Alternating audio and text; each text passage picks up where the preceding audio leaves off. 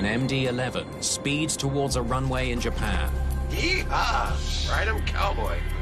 Clearly, it was a wild ride on approach. A challenging landing becomes a disaster. There's a crash on 34 left and there's fire. A catastrophe caught on tape. It was security camera video of the crash sequence. But even more shocking, He hits the runway hard enough to bounce. it's not the first time this has happened. The industry thought that the problem had been dealt with. We're missing something here. People were surprised when Narita happened. Investigators need to figure out why this deadly problem has struck again.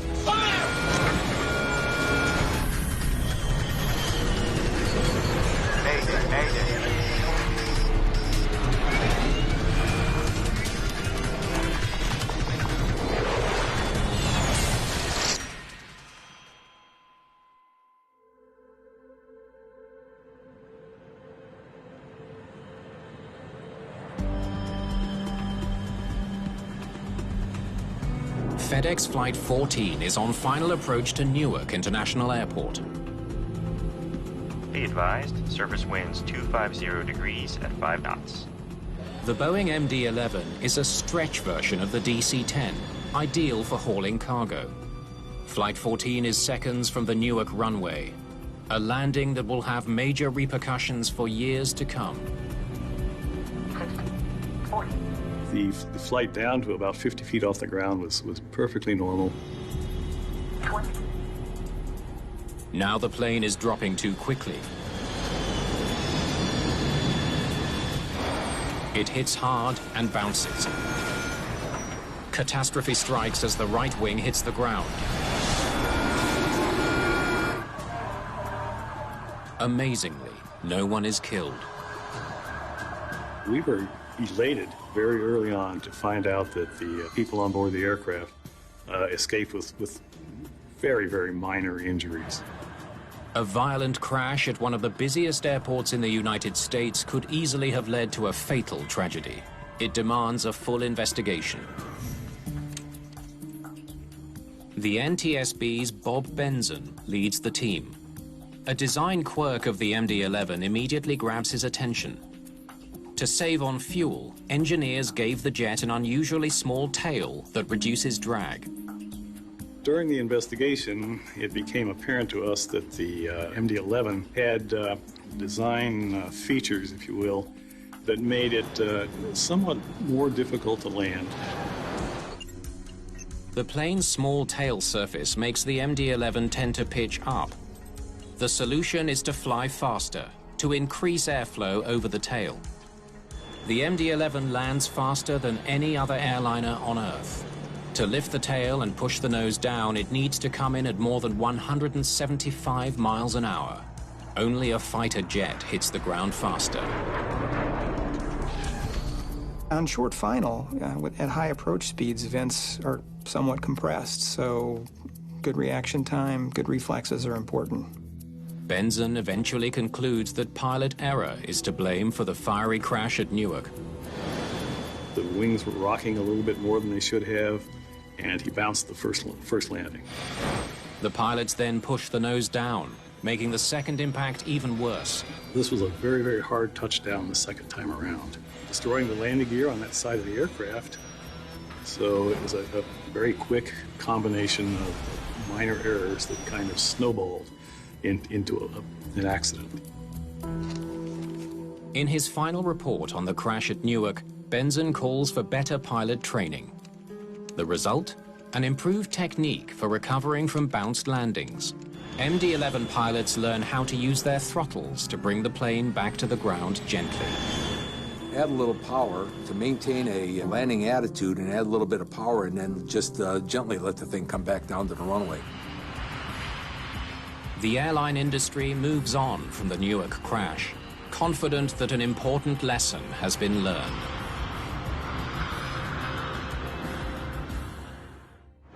Almost 12 years later, Nippon Cargo 37, runway 34 left, clear to land. the MD-11 is still a popular workhorse for flying cargo. FedEx relies on the plane to haul millions of tons of freight in and out of crucial hubs like Tokyo's Narita Airport, one of the busiest airports in the world.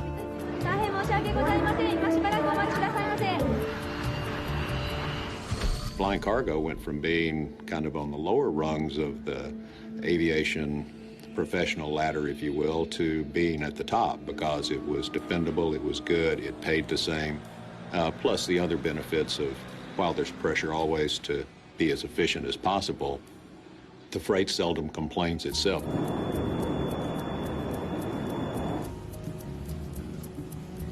Narita Tower, FedEx 80, 13 miles for 34 left. 54-year-old Kevin Mosley is the captain on FedEx Flight 80. His first officer is 49-year-old Anthony Pino.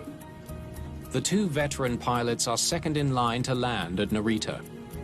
FedEx 80 Narita Tower on runway 34 left, continue approach. FedEx 80, roger. Within that last 200 miles or so before you're going to land, a pilot would start thinking about what the conditions are, recheck the weather, start paying attention to what was happening to other traffic. After an overnight flight from Guangzhou, China, the crew is less than 10 minutes from touching down on Narita's main runway. Today, First Officer Pino is flying the plane, while the captain monitors the instruments. All right, let's begin the before landing checklist. Got it. Landing lights on. FedEx 80 surface wind is 320 at 28 knots. 7 minutes from landing, the controller gives the crew an update about the wind conditions on the runway. Okay, copy that. The pilots are in the midst of their approach, a crucial time in any flight. The crew must perform dozens of steps to lose altitude and drop about 400 miles an hour of airspeed before they touch down. It's a very busy time in the cockpit. Pilot's got a zillion things going through his head. His eyeballs are all over the place, making sure that the proposed landing is going fine. On this flight, the pilots have an additional challenge to contend with: powerful winds. Any thoughts on landing speed? Let's add 10 knots. Make it 164 knots. They need to come in faster than usual to combat the gusty conditions. If you have gust, then you have to figure out that it will affect and change the lift characteristics of the airplane as well as the speed of the airplane. Landing gear. Gear down. 4 green. 500. We cleared to land, 34 left. Stable.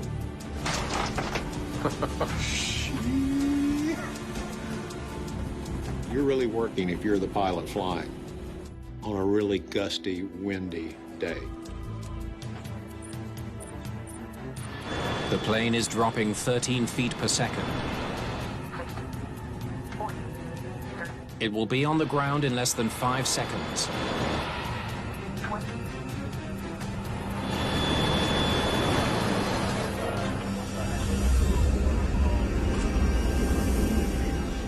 Without warning, the MD-11 is upside down in flames. There's a crash on 34 left and there's fire.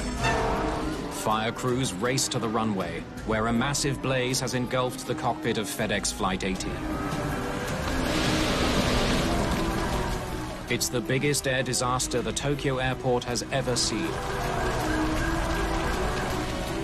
Air traffic controllers must now redirect incoming flights away from the burning debris. It takes almost half an hour for firefighters to douse the flames surrounding the cockpit. By the time rescuers get inside, it's too late for the pilots. 2 people are dead, and another MD-11 lies burning at the side of a runway.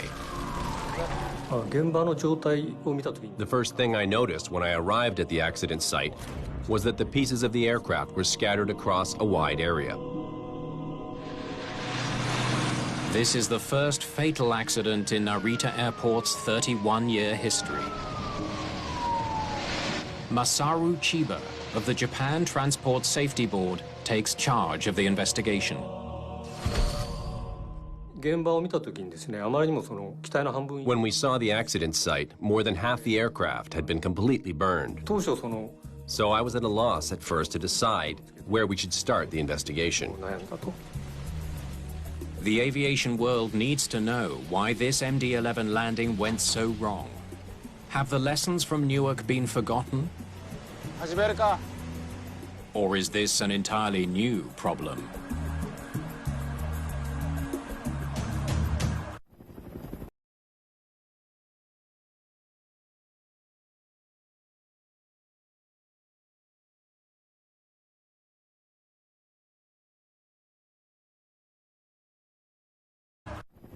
Two people are dead, and the remains of an MD-11 cargo plane lie smoldering at Narita Airport. Investigators examine the runway, searching for clues that might reveal how this landing went so wrong. I was trying to figure out where the plane first touched down. There were very clear traces from the tires. Therefore, the initial contact with the ground was the place where there were clear tire marks. Look at all this rubber. This is where they first touched down. The marks reveal where the plane first slammed onto the runway. The second contact was with the nose gear, and we found pieces of the front wheel near the area where it hit. They also show the plane hit the runway more than once. And this is where they finally came down. Extremely hard, by the looks of it. The third area that the plane touched down had a lot of spilled fuel and a big portion of the aircraft's remains. So we concluded that there were 3 contact zones where the aircraft hit the ground. Investigators catch an early break. Though it's extremely rare for a plane crash to be caught on video, it's happened here. Computer, guys. An airport surveillance camera confirms Chiba's theory about the violent landing. Flight 80 bounced twice before finally slamming into the runway and flipping over in flames.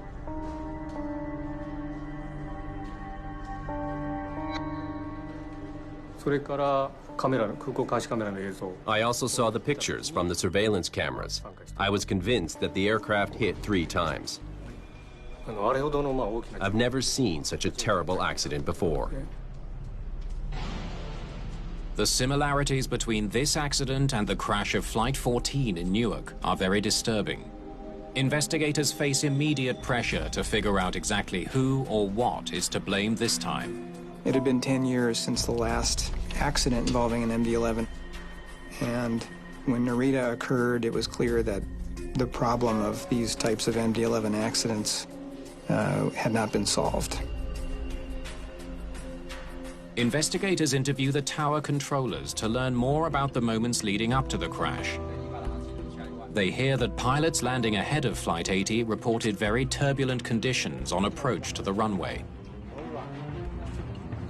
Narita Tower, be advised, we hit some wind shear on final just below 2,000.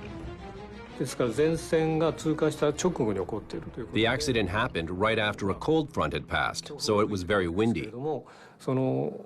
The pilot of the previous flight actually reported they experienced wind shear during their flight. Wind shear is the term pilots use to describe dangerously shifting winds. That's a really rapid change in direction or velocity of wind, and it can really affect the flying characteristics of the airplane. Strong wind shear can push a plane violently up or down, causing it to lose lift. Near a runway, it can be fatal. In 1985, Delta Airlines Flight 191 hit wind shear while landing at Dallas-Fort Worth Airport. 137 people were killed in the crash. After that accident, airports installed Doppler radar, which can detect wind shear on runways and warn pilots when landing might be dangerous. Controllers at Narita were relying on that technology as FedEx Flight 80 came in for its landing. Runway 34 left, wind shear on final. It's gonna be a bumpy one. All over it. The controller tells investigators he warned the FedEx crew to be on guard for wind shear. What investigators need now is more detailed wind analysis from sensors around the airport, but collecting the data will take some time. They'll have to wait to find out just how dangerous the wind conditions were during Flight 80's fatal landing.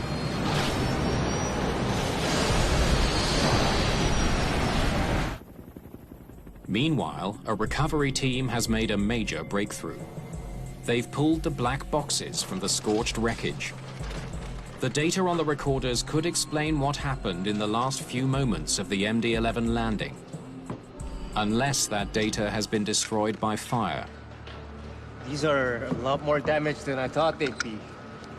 I hope they can get something out of these. It was heavily damaged. It was exposed to extremely high heat. Let's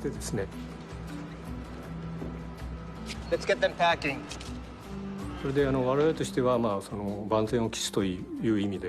We wanted to be absolutely sure we would get the data. So we assigned an investigator to take the recorders to the United States. The black boxes are on the next flight to Washington, D.C., where NTSB experts will try to recover the critical data. While investigators wait for news from Washington, they consider another possibility, that Flight 80 was thrown off balance by the load it was carrying. What if the cargo shifted at the last minute? There's several things that can affect a cargo aircraft during takeoffs or landings. One of the things that pilots always fear is shifting cargo. Flight 80 was carrying more than 50 tons of cargo, FedEx deliveries large and small. Loading cargo is an exact science, distributing weight in a way that does not unbalance the aircraft. That's especially true in the already temperamental MD-11. The fasteners that hold the cargo in place have survived the fire.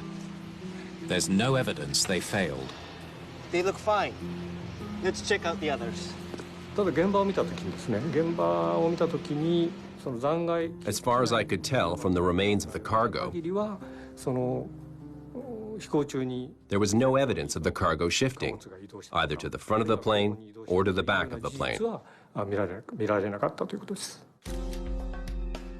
But if the cargo didn't shift, what caused Flight 80 to crash on landing, killing 2 pilots? Masaru Chiba studies Doppler radar records of the wind speeds on runway 34. Any sign of wind shear in the moments before the crash could be the lead he's been waiting for.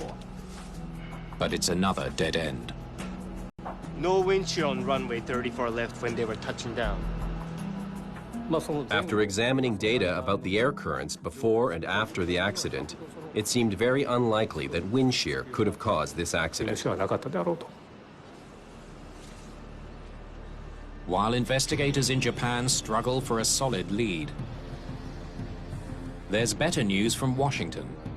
NTSB technicians have recovered the sounds captured by Flight 80's damaged cockpit voice recorder.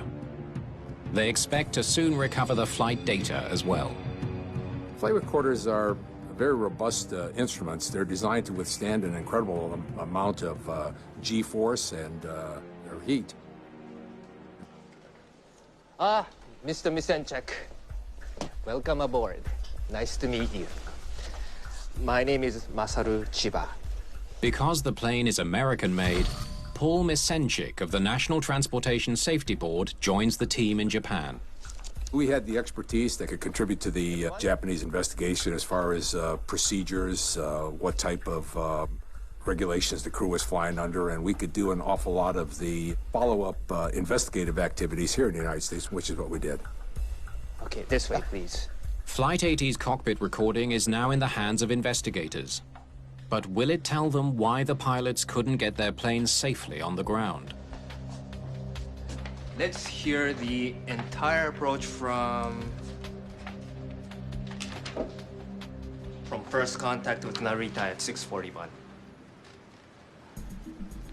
Narita Tower, FedEx 80, 13 miles to 34 left. FedEx 80, manage the tower on runway 34 left, continue approach. FedEx 80, roger.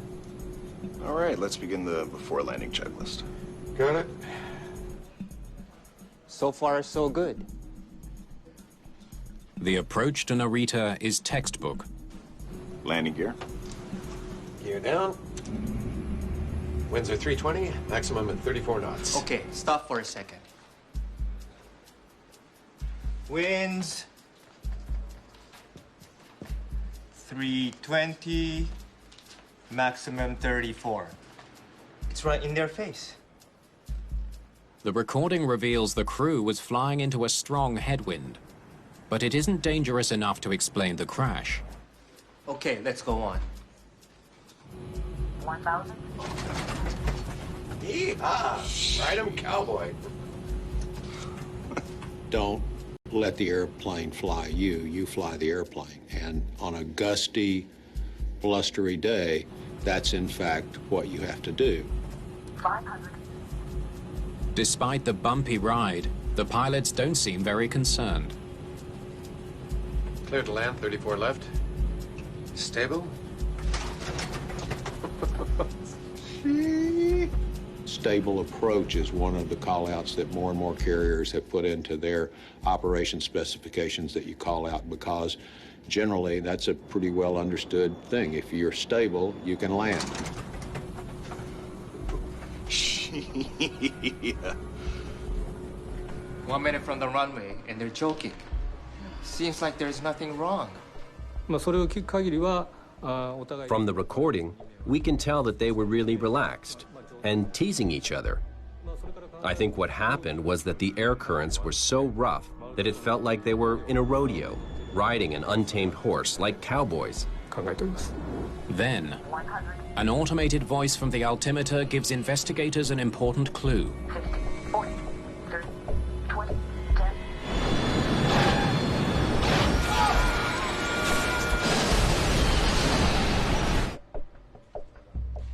That last part again, please. 50, 40, 30, 20, 10. It should slow down. 50, 40, 30, 20, 10.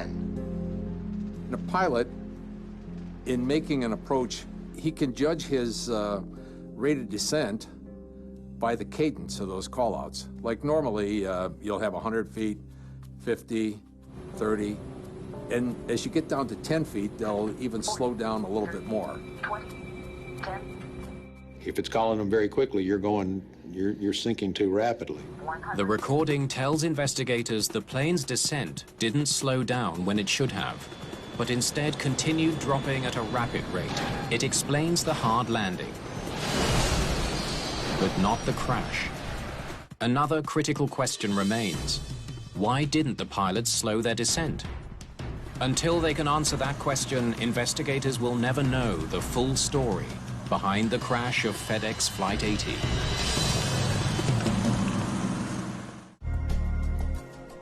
While they prepare the FedEx 80 flight data for analysis, investigators in Tokyo follow a new lead. Let's see what these can tell us. A second security camera captured a series of photographs during the deadly touchdown. The camera was set to record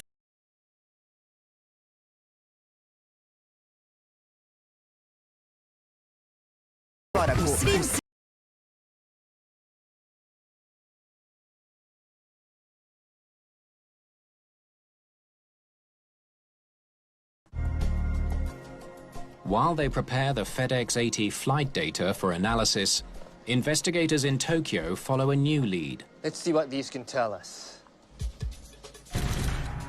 A second security camera captured a series of photographs during the deadly touchdown. The camera was set to record 4 images per second. With luck, one of them might reveal why the landing went so wrong. When we looked at the photographs, we could tell very clearly how the aircraft came into the runway. The surveillance photos were more helpful and accurate than interviewing hundreds of witnesses. 30 feet off the ground. Looks like he's straight and level. Stable. Stable. 20 feet. And still stable. You want the airplane pointed down the runway when you touch down, and you want the wings as level as you can have them. That's what you're looking to accomplish. Everything looks fine. But in a split second, he hits a runway hard enough to bounce. The photos capture in detail what happened on runway 34 left, but shed little light on why it happened. We're missing something here. They turn to the information from the flight data recorder. All right, what does the data tell us? They hope it will reveal what the pilots did during the final moments of the landing. 40 feet, 30 feet. Strange. It's practically level. He should be nose up here. 30 feet from the ground, the pilots should pull the nose up a few degrees to slow the descent and help the plane float to the ground. It's called flaring the plane. Starting to pull back on the control column to start to flare the airplane, to start to arrest its descent so that you have one continual motion of power coming off of the airplane.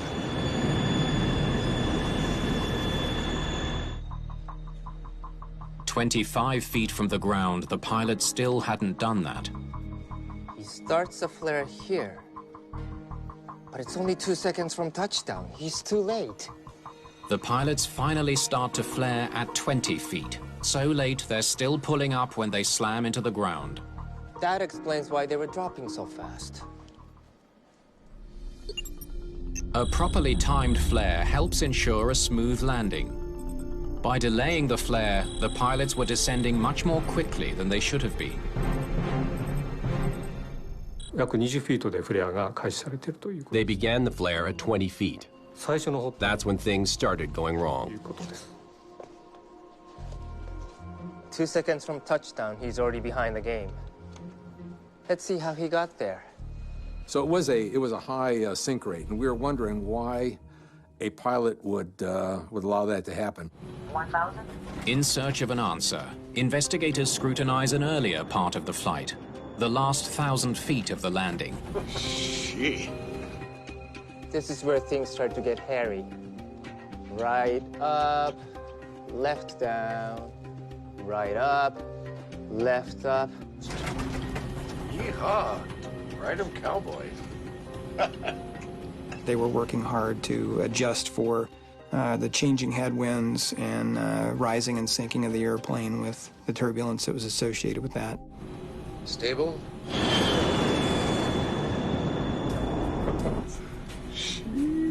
If you have a really strong headwind on the airplane, blowing right down the runway toward the airplane, and that wind suddenly diminishes greatly, the airplane has a tendency to feel like it's falling out from under you. It's lost some of that airflow that's going over the wing. The MD-11 is heading for the runway at almost 200 miles an hour and dropping at 13 feet per second. Pino has his hands full trying to keep his plane properly positioned for landing. 100.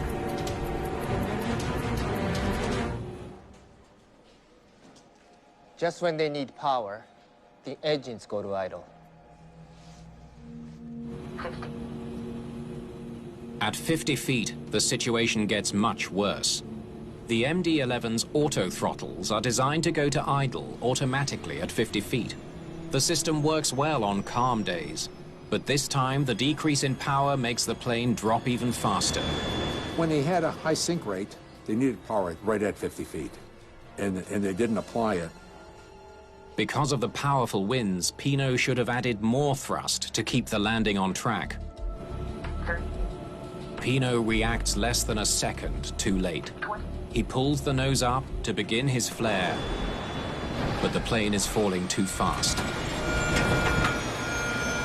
In windy, gusty conditions, it's incumbent on the pilot to guard his throttles and to override the auto throttles to make sure that he has the adequate power component to control his rate of descent to the runway. Just like in the Newark accident, Flight 80 hits the runway while dropping twice as fast as recommended. They both botched the flare. They both hit hard. Tsugi. If a pilot is late with his flare, just like Isaac Newton says, every reaction is a reaction. You're going to hit the runway and you're going to bounce back off the runway. This is what's happening in several of these MD-11s, where the one wing would shear off and the other wing would fly up over the top and turn the airplane inverted. Investigators in Japan learned that both Moseley and Pino received the bounce recovery training that Benson recommended after the Newark accident. Looks like they had the proper training. So, how did they get the landing so wrong? The fatal descent onto runway 34 left remains a mystery.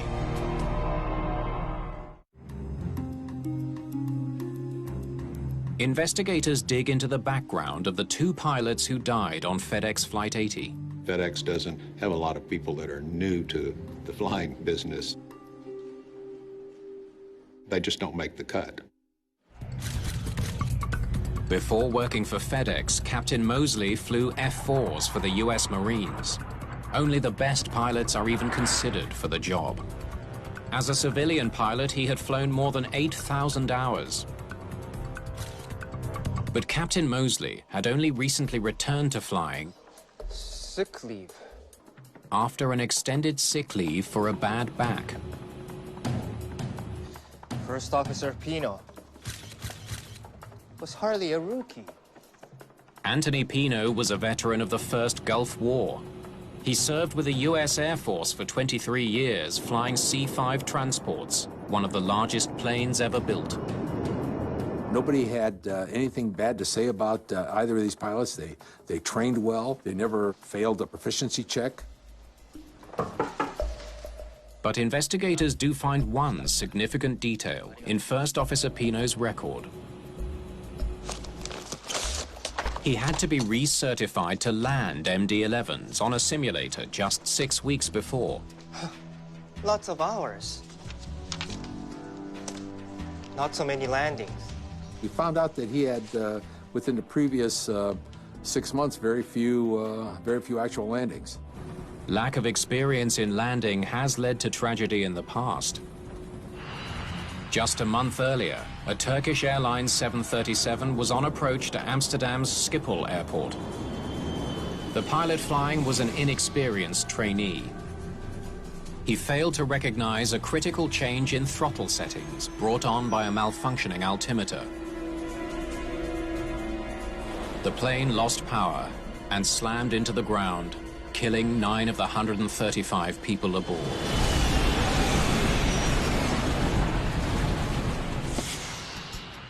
At FedEx, Pino usually flew as the relief pilot, taking the controls only in the middle of long-haul flights. It's a role that calls for very few landings.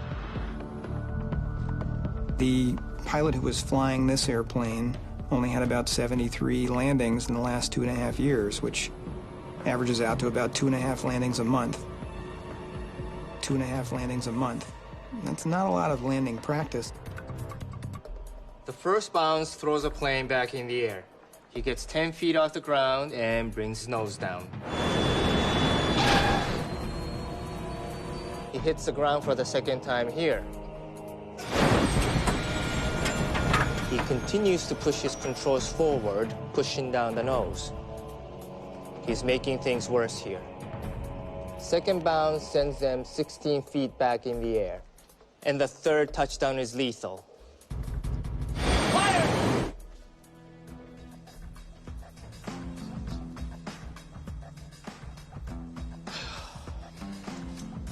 Okay, a rusty first officer and a captain with a bad back. There must be more to it than that. Go ahead. Investigators return to the cockpit voice recording and listen for other factors that might have come into play. Oh, it'd be good to get some real sleep. They hear a critical clue, a remark made 45 minutes before the catastrophic landing. I am exhausted. Oh, yeah. Gonna sleep like a baby. Just keep an eye on me, would you? If I suddenly get really quiet, say something. Especially if we're close to flare. It was clear from listening to the crew that they were tired during the approach. So they were tired after flying all night long. Let's find out just how tired they were. Research has shown that fatigue can decrease performance in ways similar to alcohol intoxication. Investigators learned that over the past 10 days, the two men flew 38.5 hours, traveled almost 11,000 miles, and crossed 8 time zones. Their week starts in Anchorage, a flight to Narita, then from Tokyo to Guangzhou, China, to Malaysia, then to the Philippines, back to Guangzhou, and the final leg, an overnight flight back to Narita. Because you've long haul flown and now you're arriving somewhere at 8 o'clock in the morning and it feels like 8 o'clock at night to your body. So, how much sleeping did they do between flights? We can usually build a timeline that gives us a better idea of how much sleep the pilot might have been able to obtain and what their schedule was like. Investigators learn what they can about the two pilots' activities in the days leading to the crash. They study their computer records, contact friends and family, and interview hotel employees about their comings and goings. The most important things that we want to know are when were the pilots awake, when were they working, when were they sleeping, and kind of what other general kinds of activities were they engaged in. They even go through receipts and keycard information to help paint a detailed picture of when the pilots were most likely sleeping. Bramble discovers that in the past 24 hours, Captain Mosley had no more than 4 hours and 38 minutes of straight sleep. First Officer Pino likely had even less, just 3 hours and 17 minutes. Well, you'd like to see pilots receiving about 8 hours of sleep in a consolidated fashion per night. That would allow them to be fully rested and perform optimally. Neither one got close to 8 hours straight. According to regulations, there was enough rest time built into their schedule. But airlines can't dictate how pilots use that time or force their pilots to sleep. Oh, it'll be good to get some real sleep. I am exhausted. Oh, yeah. Gonna sleep like a baby. These people were not hitting on all cylinders. Yeehaw! Ride 'em, cowboy. Their reaction times were a little slower. Oh, yeah. You'd expect to see lapses in performance and delays in response. Yeah. It's a mental fatigue that sits in that, and that's the insidious part. You know much faster when your body's tired than you do when your mind is tired. 60, 40, 30. The difference between the time when Pino should have flared and when he actually did is minuscule. He was 0.7 seconds late. That fraction of a second cost two men their lives. Increased reaction time is a kind of performance deficit that is associated with fatigue. So that could explain the pilot's delayed flare. But bounced landings are common in commercial aviation and rarely cause a crash. In fact, the FedEx plane bounced during 2 of its previous 60 landings. Bouncing an aircraft is something that often happens. Bouncing is not rare, but even so, it doesn't usually cause a fiery crash. So what made this bounced landing so deadly? Though it looks like fatigue could well have been a factor, investigators suspect there's more to the story.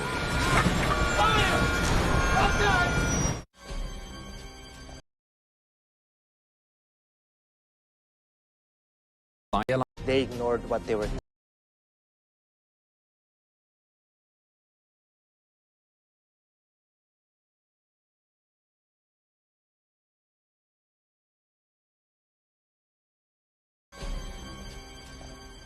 Can you run them all together now? The investigative team combines the sequence of stills captured on the runway to create a revealing portrait of Flight 80's deadly landing. It leads Masaru Chiba to a stark realization about the FedEx pilots. Looks like they ignored what they were taught about bounce recovery.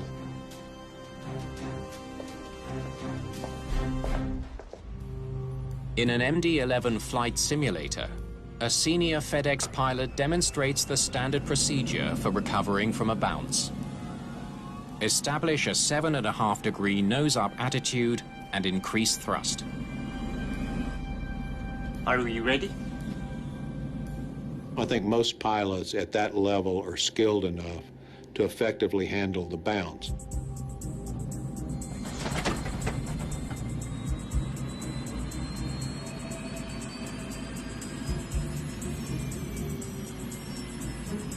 So, if it's that easy, why do they do the opposite? Flight data shows Pino did the opposite of what he was trained to do.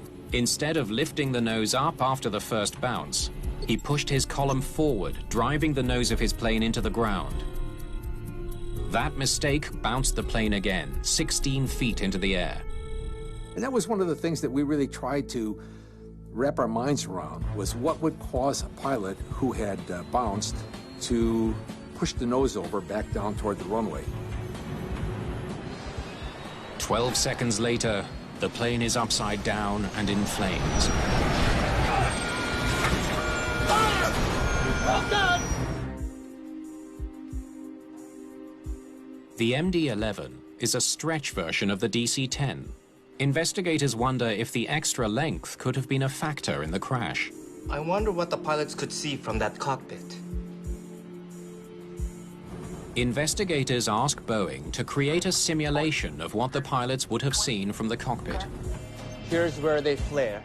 They go back in the air right here. As the main landing gear bounces upward, the plane pivots, so the nose doesn't actually go up at all. For the pilots in the cockpit, it's a visual deception. They had no idea they had bounced. Here's where they see the runway again. But it's too late. You've got a longer amount of airplane in front of the wheel, so you can get a false sense of where you are in relationship to the ground, because these jet aircraft land with the nose up. The discovery helps explain why Pino pushed his column forward. He likely believed his main landing gear was on the ground. You want to get that nose down as quickly as you can, because you want that airplane firmly planted on the ground.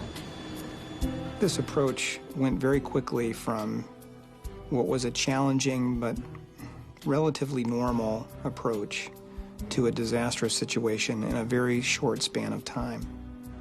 There's really not one golden nugget that said, aha, this is what caused the accident. In most cases, it's a cumulative effect of a number of factors. Investigators now believe that a pilot suffering from fatigue and battling strong winds flared his plane a split second too late, bringing it to the runway too fast. The stretch design of the MD-11 prevented the pilot from realizing he'd bounced the landing, leading him to the fatal mistake of pushing down the nose. This accident began with a very small error. The response to that led to another error, and the response to that worsened the situation. It was a snowball effect. The situation got worse and worse. In the wake of the accident, investigators make several key recommendations to prevent a similar catastrophe. They suggest that manufacturers install a light in the MD-11 cockpit to tell pilots if their wheels are on the ground. We learned that in long aircraft, it's very hard to know whether the plane is bouncing or not. So they installed a system to let the pilots know if the plane has bounced. They also recommend that pilots be ready to override their autothrottles to maintain speed throughout the approach. And if the throttles aren't doing what you want them to do, or you want them to do something else, your hand is right there to apply whatever power you need. Most importantly, they recommend that pilots be trained to go around every time they bounce a landing. We've moved more and more toward a mindset of, look, let's go around and come back and do it another time. Let's don't take the chance. It is nonetheless tragic that it took the loss of an aircraft and, more importantly, the loss of a crew to arrive at that kind of conclusion.